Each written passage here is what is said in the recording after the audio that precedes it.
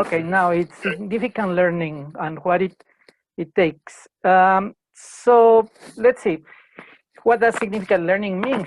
So it is whatever experience that makes that learning meaningful, valid, and especially useful in the long term. It's not only something that takes 2 or 3 days after the break, after the test.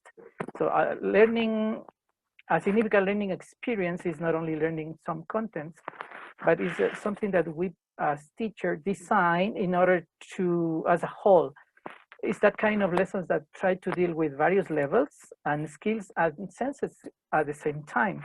Because the more senses we have included in the learning, that experience, that content can last in the long term. So they are going to be better in terms of acquisition.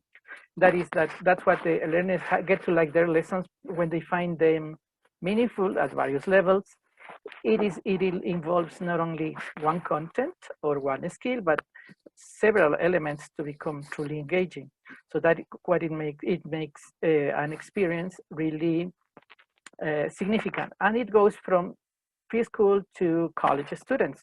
Significant lessons can be designed at every single level of instruction. For example, we have an analogy when we think that when a student goes into a class, the experience is similar to that of a customer that goes into a restaurant. Therefore, what aspects do you consider when you, as a consumer, go to a restaurant and want to make that place a regular site for you to have lunch? Because that is, in Ecuador, that is the most important meal of the day, lunch. So if you want to, you have to eat in a restaurant regularly. What do you want to have? What does this restaurant need to show, need to give you? So in that case, what we have to look for an inviting menu, not only the layout of the menu, not only the fancy, colorful thing we have in our hands, but also we need to have well-prepared food and also thoughtful service. That's what students also need to have in their classes. They don't the food that is our class, our design, has to meet the expectations set up by this menu, because first we have the menu, but we don't have the food. So the fancy colorful mood has to be reflected on the dishes in front of you. The venue, the place needs to be clean and organized with shiny clarity, not plastic forks or knives or styrofoam dishes. So what we have to do is, as long as we can, because we know many countries, many places have some at a disadvantage, we need to do our best in order to give our students a place where they can find, can feel at ease, okay? The waiters and waitresses, teachers, have to show that they are there to satisfy the customer, but also to satisfy themselves by being neat, tidy, because people do not go back or recommend a place with a shabby or dirty premises, angry service, and high prices. So that is an analogy we have to make. The food experience loses its value when one of these elements is missing. The same thing happens when you teach. If you don't have an inviting environment, if you don't have well-prepared classes, and if you don't do it in the best way you can, your students are not going to feel at ease. Your students are not going to learn, or if they learn, they are not going to learn in the way they should. Okay, so there's one only. It is necessary that one of those elements is missing, but for the whole experience to be devalued. Okay, so in this case, teachers are the ones who prepare the menu. Who is involved in when making the food? It's not only the teachers, it's many other people involved. And who trains the service? Many people train the service. In this case, we are now training other teachers, but also we needed some training before when we were teachers. And at the present time, what we are doing is getting trained again, retrained, because we as teachers didn't have the expertise to teach with these digital devices, digital elements that we are now obliged to use, okay?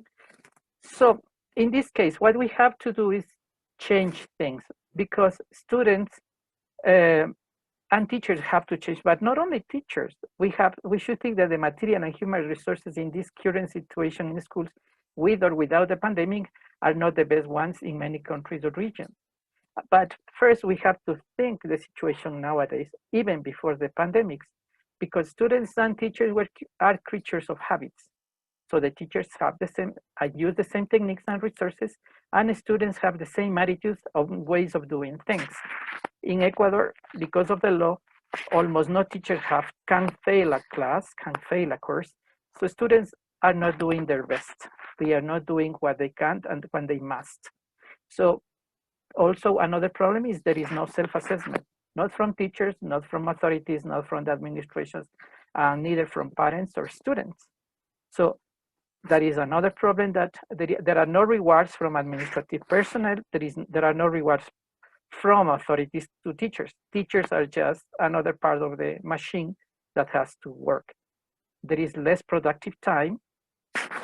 Teachers' time has become flexible and even elastic. We now have to teach and we have to be available 24/7.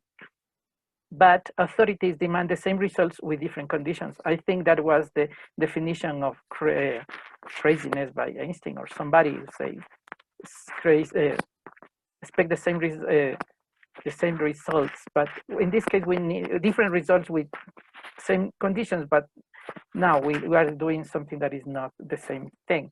To change and adapt, it is necessary to know what is left aside. So that is what we need to change and make change that takes place. It's a time when we have to, it's a time to disconnect some things, because in the previous slide I said that we say there is a lack of self-assessment. Consequently, there is no self-reflection. We are carrying out activities out of habit. It's just what we do. Because when we have a new idea, a new approach, a new methodology, what we are doing is inserting a new game. Inserting a new game implies requiring new rules. As we said, as creatures of habits, we don't want new rules because that demands too much effort. But we as teachers need to think that a class has always been a place for change, and teachers are generators of change. So we need to keep on that track. We cannot just leave those things aside. What we have with all these political moves around, going back to classes without proper care for teachers lose enthusiasm, and they have felt unsupported. They have felt defied and left aside, and not only aside but behind. And who is left behind is out of the game. Students also are feeling left out. They are, during these 5 months of pandemics, they have been only taking notes, reading tons of materials, and making little progress. But progress in terms of skills development, because they have to stop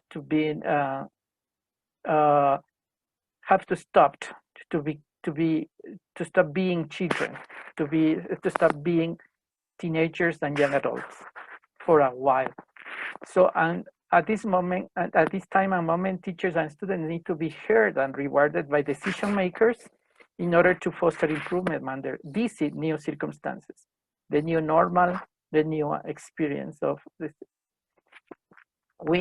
Because when people are seeing and they can feel heard, they become active. They are not only another part of the big machinery of corporations. Then I was working with some teachers, and what they told me about significant learning and significant experiences, they say that significant learning experiences happen when teachers design lessons despite the pressure of the curriculum and other institutional mandates, thinking of the learners and their learning needs. They need to have integrated activities because they occur when they connect lessons with the learner's needs and personal experiences. Also, they said that shared experiences help students engage and participate in the acquisition and the construction of knowledge. They are participants, active participants. They are not only recipients of knowledge or skills, because they need to develop those skills. Then, as for learning, significant learning experiences mean respect, new channels of communication, contribution from all parties, tolerance.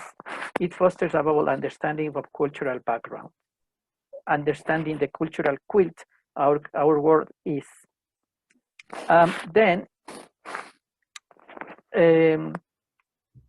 When a learning experience is significant is when it touches the learner's affective human dimension. It promotes changes in her or him in the way he or she will interact with others. It has an impact that lasts even after the course has ended. It's not that we finish the class and that content is useless, becomes useless. It is relevant even after the course has finished. It is culturally responsible. That is why we have a cultural quilt, where everybody has to participate and everybody has to put their own contribution to make a big quilt in the classroom. So with that thing in mind, we can have a celebration of diversity within the same country, within the same class, within the same institution. Something that we have forgotten, and many people have forgotten lately, because that's why intolerance has become prevalent.